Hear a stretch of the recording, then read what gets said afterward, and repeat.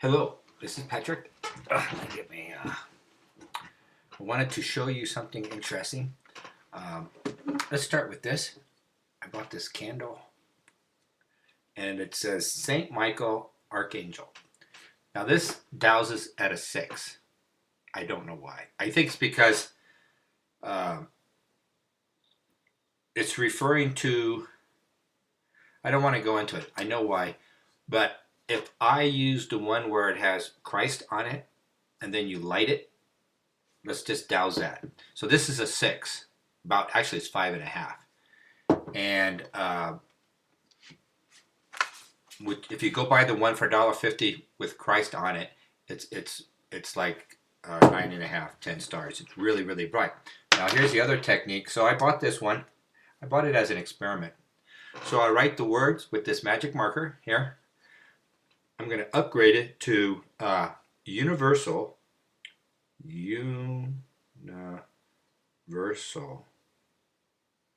truth. And I'm going to write the universal Christ, the universal Christ, Christ light, Christ light. All right, so this is a high avatar, and the word universal truth compared to divine truth is a really, it's higher. I can kind of understand it. I understand that universal truth is a multidimensional.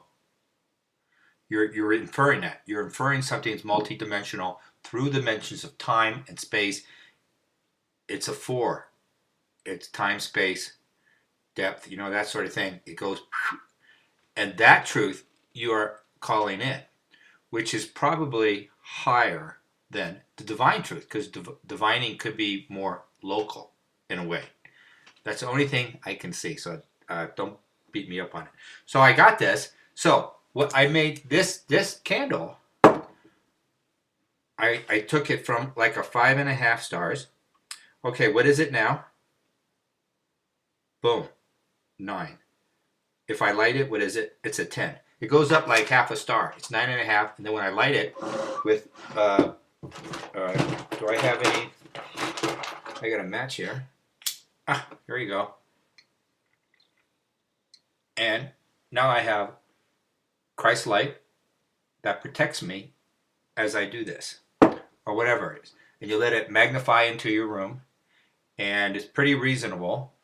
And maybe your family, pictures of your family, even though if you don't like them, you might, sometimes it's good to have an ancestor corner that is helpful. I was attacked one time professionally, and it wasn't a big deal. It's just, whether someone's going to sue me. Some nut. It was a nutcase. And anyway, I called in the ancestors, and the next day everything resolved itself. You call in your ancestors, they will help you in professional times in particular, but they'll help you out. They can do that. So don't forget that. And I'm talking about your grandparents, and you don't even have to know them in a way. You can know of them, have a picture of what they look like. You call them in, they're going to show up. You're the offsprings. They're happy to be there, and they're happy you're calling on them. Your parents can help you too. All right, and if they're still alive, well, then call it. I'm not sure about that. Don't mess with them if they're still alive. Okay, I thought that was interesting. And then I was going to talk about the vortexes some more, but I'll do that later. I was saying if you wanted to go for an economical Grail quest, to find your journey, to heal, to take a retreat in life, there are certain places in the United States are energy centers, and they're good places to go there. You only have to go there for 10 minutes, or you can go there for 45 minutes for 3 days in a row. All right, so if you only have a couple of days, you can go up to 45. And I do rate the vortexes. So the one on Mount Shasta, there's one there. It's It's about a 10, pretty close to it. And it's very good for a mental, emotional, all right? You're a mental and emotional being. Uh, and it's very beautiful there. Two towns. I've driven by Mount Shasta. I haven't been to the Vortex, but when I dowsed it today, I went to Google Maps and I found it. And I found the Vortex, and it was on the northwest side of the mountain. Now they may have you go into bookstores there, or the Chamber. They know about it. There's a big community that's interested in Mount Shasta because it has a spiritual component to it, and I talked about it earlier about Dweller on Two Planets, what I read 35 years ago, and it starts off with that mountain. The first couple pages, he's walking there, and at the same time I read that book. I read it. Was it 95, 2005?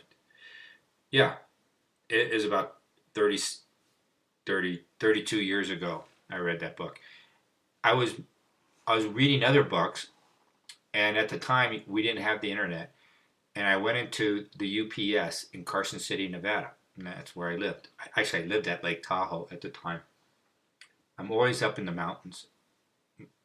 And I went in there in the UPS. She had all these ET books, and this was a UPS center, and she had these shelves filled with these weird books. And even today you can't get those books.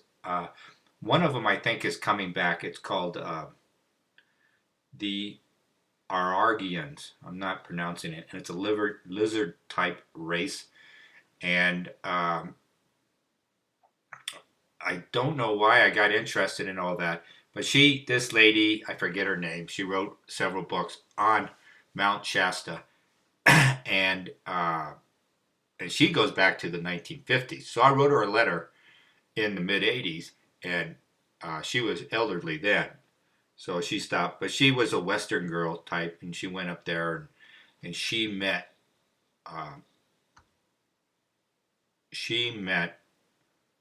ET type people. You know how they always make him like the good guy. He's like really good looking or something. They're never like fat and ugly. But so she wrote a lot. I wrote her. Anyway, I just read a lot on that at that time. And as you know, I say Lemuria. I think that book implies Dweller on Two Planets that Lemuria is like off the coast of California or something like that. That book is old. I mean, he wrote that back in the late 1800s. And I just said that because sometimes we're thinking of going on a spiritual quest by ourselves or inquiring. And you can do that. That's one idea.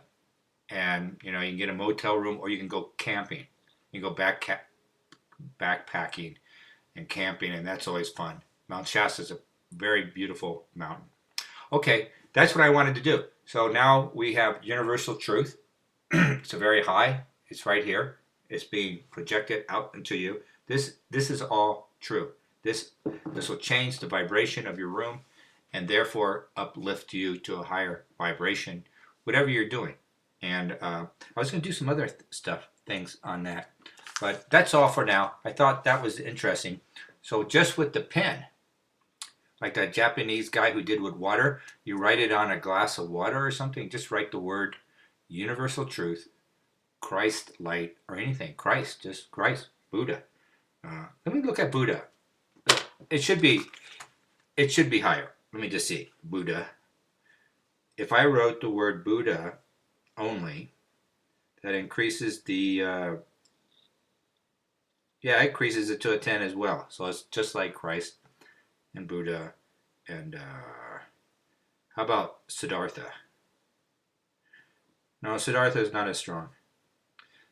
All right. Anyway, Buddha is a very powerful word. And okay, I think that's very helpful. So get out your magic marker and start writing on, maybe lampshades. I haven't done that, but that should work, something like that. Have a good day, and I'll talk to you tomorrow. Bye-bye.